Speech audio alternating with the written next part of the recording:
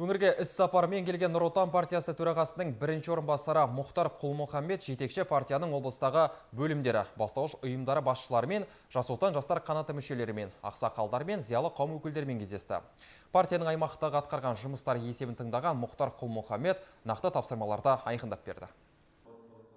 Нұр отандықтар елбасының стратегиялық жоспарын іске асыруда, оның сенімді тірегі болып табыламыз. Экономикалық дамудың жоғары қарқынына қуат қосып, азаматтардың әл-ауқатын бұдан әрі өсуіне өз үлесімізді қосамыз. Сөз алғандар осылай дейді. Үстіміздегі жылдың 1 қыркүйегіне облыстағы партия мүшелерінің саны 33.431 адам болса, бастауыш ұйымдар саны 271. Жыл басынан бері партия қатары 7211-ге толыққан. Нұр Отан партиясы 2015-2019 жылдарға арналған Нұрлы жол мемлекеттік бағдарламасының жүзеге асырылуын, осы мақсатта ұлттық қордан бөлінген қаржының мақсатты жұмсалуын бақылау қалған. Партияға алға қойған міндеттерді іске асыруда атқарар ауқымды жұмыстар жүктеліп отыр. Нұротандықтар жеткен жетістіктерге тоқталмай, күш-жігер біріктіріп, нақты бағыттар бойынша жұмыстана бермек. Партия төрағасының бірінші орынбасары Мұхтар Құл-Мұхаммед өңірдегі жұмыстарға өзінің бағасын беріп, алдағы уақытта да халықтың игілігі үшін жетекші партияның алдында жауапты іс-шаралар күтіп тұрғандығын. Ол үшін бір жағадан бас, бір жеңнен қол шығара еңбек еткенде ғана нақты нәтижеге қол жеткізуге болатындығын айтты.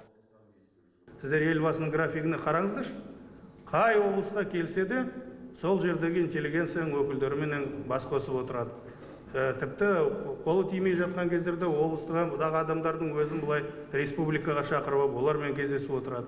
Елбасының графигіне қарап отыратын болсаңыз, Қазақстан мен мәдениеті мен өнерінің үлкен қайраткерлерін халықтың өкілдері ретінде жиі қабылдап отырады. Әрбірден кейін бәрімізді әкім болып істедік, әкімдер тарихта қалмайды, ақындар тарихта қалады. Сондықтан солармен көбірек ақылдасып отырсаңдар, жағдайларың жаман болмайды. Бұл туралы ертеңгі шығарылымда толығырақ әңгімелейтін боламыз.